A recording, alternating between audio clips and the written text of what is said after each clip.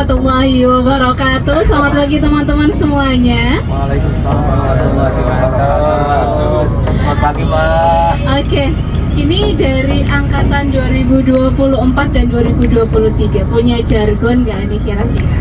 Punya nggak jargon? Punya nggak? Untuk semangat pagi atau saya pimpin jargonnya? Kalau saya bilang semangat pagi, jawabannya apa? Pagi, pagi, pagi. Semangat pagi. Pagi. Oke, teman-teman semuanya, saya perkenalkan nama saya Kuntum Fitriana, biasa dipanggil KBCL. Iya, KBCL. Kalau teman-teman kelas saya biasanya manggil saya KBCL. Bunga Citra Lestari. From Tonjong. Betul. Ya betul, terus ini teman saya. Ya, saya biasa dipanggil Mas Ijal atau nama lengkapnya Faisal Jagur Pratama dari Prodi Pendidikan Sejarah yang sedang magang menjadi tour guide. Iya betul sekali teman-teman semuanya. Jadi kebetulan kami mendapatkan tugas ya Mas Faisal ya. Iya. Di sini untuk memandu di situs Candi Bajang Ratu. Situs Candi Bajang Ratu, betul sekali teman-teman semuanya. Namun karena situs pertama kita itu ada di Museum Majapahit ya. Jadi kita akan bahas tipis-tipis nih kayaknya Mas mengenai Museum Majapahit. Ya, di sini teman-teman semua udah ada yang pernah ke Majapahit? Belum, tapi udah tahu ya. Udah tahu Majapahit belum nih? Belum tahu. Belum? Belum. Tahu, oke. Tadi ada yang bilang tahu nih. Kayak kita perlu tanya-tanya nggak sih Mas? Siapa yang bilang tahu deh? Dari belakang ya? Aduh Mas, ini. Saya Oke. samperin apa, Pak? Iya, boleh. Oke. Museum Majapahit terletak di mana? Kabupaten atau kota? Komplek Trawulan di Kabupaten Mojokerto. Betul. Betul Mbak Kuntum, ada di Kabupaten Mojokerto. Tepuk tangan dong untuk Mas Suryo. Ya, betul sekali. Jadi, insya Allah teman-teman di sini udah paham ya mengenai situs di sekitar candi di sekitar situs peninggalan kerajaan Majapahit.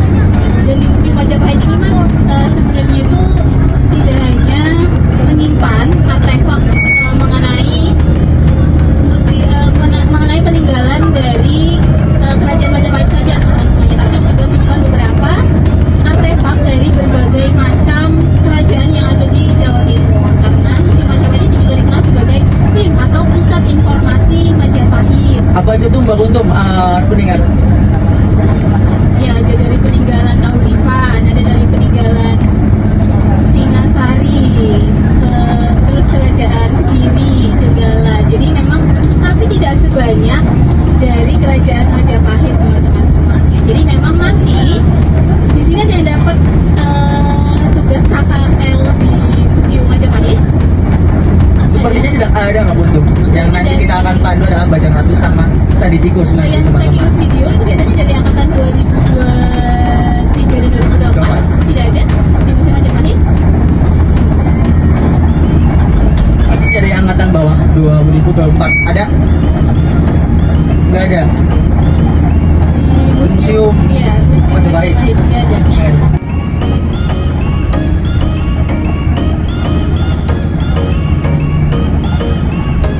Museum apa? Ada 4 kelompok. Patung Buddha.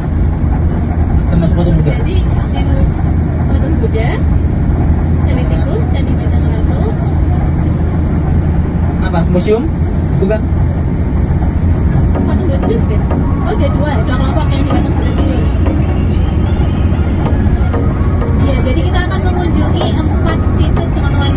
Yang pertama itu ada di Museum Majapahit, kemudian selanjutnya kita lanjutkan di situs Candi Bajang Ratu, lalu yang ketiga ada di situs Candi Tikus, dan terakhir itu kita di Patung Buddha tidur teman-teman semuanya. Ya, yang ini yang dapat di museum itu apa namanya? Video tidak ada. Siapa aja teman-teman? Siapa? Oh di satu semua, berarti tidak ada yang di sini ya. Oke, jadi teman-teman yang di sini santai dong di apa ya di museum. Tapi sebelumnya Kuntum, sebelum kita membahas lebih lanjut kerajaan Majapahit atau sekitarnya Komplek Trawulan, tapi teman-teman lebih mengetahui dulu Mojokerto. Mojokerto adalah kabupaten. Tetapi Mojokerto itu ada 2 wilayah distrik, yang dimana Mojokerto dibagi kabupaten sama kota Mojokerto. Jika kota Mojokerto memiliki komplek trawulan, mohon maaf, kalau trawulan itu ada di kabupaten Mojokerto, tetapi kalau kota Mojokerto itu memiliki 3 wilayah kecamatan, termasuk kota terkecil kedua di Jawa dan kota terkecil ketiga di Indonesia. Yang pertama, ada yang tahu kota terkecil di Jawa? Di Jawa Tengah tepatnya, yang ada Borobudur. Nah, betul, itu kota terkecil di Jawa, itu Magelang. Kota terkecil kedua apa tadi namanya? Kota apa? Kota Mojokerto, itu kota terkecil kedua di Jawa. Nah, kota Mojokerto atau Kabupaten Mojokerto merupakan wilayah enclave. Tahu Mas Dodi enclave? Tahu. Apa? Wilayah yang terpisah dari wilayah induknya. Betul, itu salah satu wilayah yang terpisah dari kota induknya atau dari kabupatennya. Enclave juga bisa diartikan adalah wilayah yang sering dikunjungi turis asing atau wilayah lain yang mengunjungi itu. Seperti Yogyakarta, Mbak Kuntum. Yogyakarta sebenarnya juga wilayah enclave yang dimana wilayah Mojokerto sendiri, Kabupaten Mojokerto itu menjadi kota metropolitan yang mendukung dari Surabaya.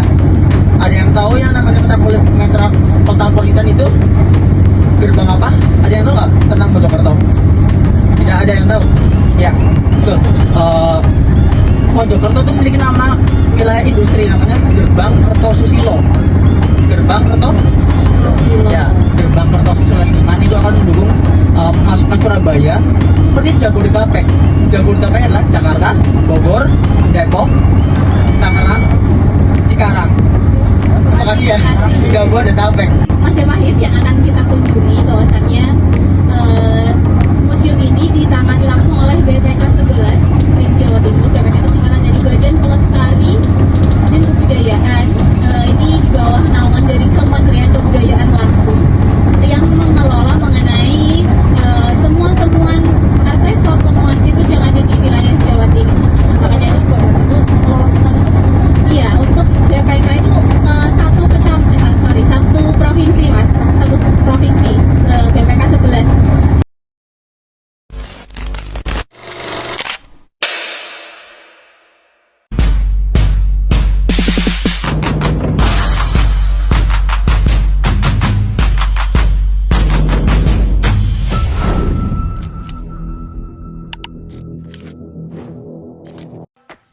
Summer days rushing by you and me makes it harder to see underneath. Did we ever know? Did we ever know? Did we ever know? Is it all inside of my head? Maybe you still think I don't care, but all I need is you. Yeah, you know it's true. Yeah, you know it's true. Forget about where we are and let go. We're so close. If you don't know where to start, just hold on and don't run. No, we're looking back. We messed around, but that was then, and this is now. All we need's enough love to hold on. Absen dulu, mulai dari Salma Albizo, Fatia Rahmawati, Dendi Arisa Putra, Dava Naufal Ad, Anya apa mas? Amin. Kirsi Fatin Adsor, Alsar, Dina ini, Dia Lestari, Azro Siba Imaroh, oke. Rehan Abimanyu udah. Ya teman-teman, kita berada di Kabupaten Mojokerto, Desa Temon, yang dimana di sini adalah salah satu komplek trawulan yang dimana peninggalan Majapahit. Majapahit sendiri udah tahu persejarahnya nggak dong? Kalian dari mana semua? Prodi Pendidikan Sejarah pasti udah sedikit tahu ya. Tapi nanti saya akan menemani anda sekalian selama 1 jam ke depan akan menjelaskan tentang Bajang Ratu, yang dimana Bajang Ratu sendiri kan dimulai dari Raden Wijaya. Mungkin langsung saja kita ke arah tadinya saja ya teman-teman. Yuk.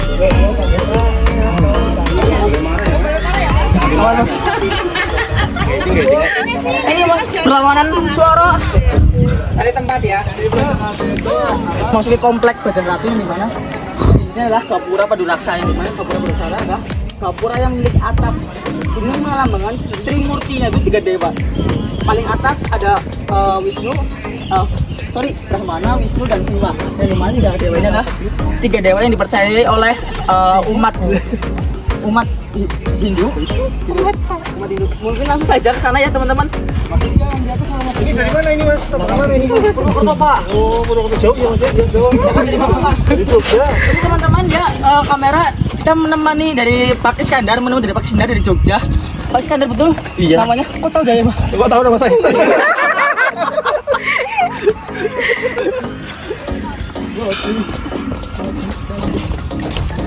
Oke. Jadi kalau kita mengulas sejarah Sunan Majapahit di Bajangratu sendiri itu dulu adalah kawasan yang cukup bagus ya. Karena kenapa cukup bagus? Karena di kawasan itu di Bajangratu itu sendiri ada memiliki kanal itu sendiri tahu nggak teman-teman? Ya, sungai betul, bisa perarian. Juga kanal-kanal itu untuk mengairi pertanian, perkebunan yang ada di masyarakat Trawulan itu sendiri. Nah, teman-teman perlu diketahui Majapahit itu adalah simbol kejayaan Nusantara yang dimana dia sudah dijelaskan ada 4 pilar yang diturunkan kepada bangsa Indonesia. Satu pilarnya adalah bendera, yang duanya adalah wawasan Nusantara, yang ketiganya adalah simbol burung Garuda, yang tadi juga teman-teman waktu duduk pasti melihat simbol burung Garuda di depannya. Nah, yang terakhir itu adalah simbol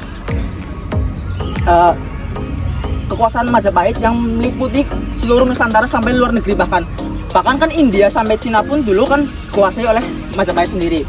Yuk teman-teman, kita langsung saja melihat detailnya.